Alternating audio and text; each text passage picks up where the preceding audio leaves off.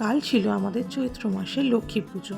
অনেক ভোরবেলা উঠে এইসব জোগাড় করতে হয়েছিল, কারণ কাল পূর্ণিমা সকাল 7টা পর্যন্ত ছিল।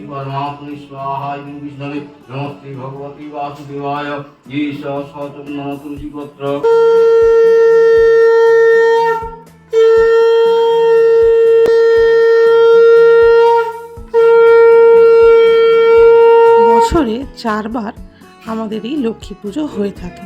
পাবলিন এইটা ছিল আমাদের চৈত্র মাসের লক্ষ্মী পুজো। আরতি হয়ে গেছে, এবার আমরা অঞ্জলি দেব। অঞ্জলি হলে পুজো শেষ।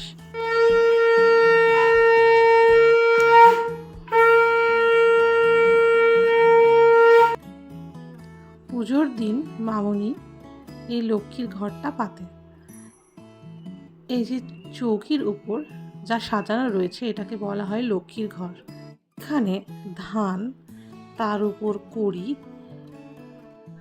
অনেকগুলো গাছ কৌটো আর থাকে একটা বড় কুনকে, যেটাতে ধান ভর্তি থাকে। আর সেই কুনকেটাকে সুন্দর করে মা লক্ষ্মীর মতো সাজানো হয়। এই যে দেখতে পাচ্ছেন, এইভাবেই সবটা সাজানো থাকে। মামুনি সকালবেলা উঠে পুজোর জোগাড় করেছে সব।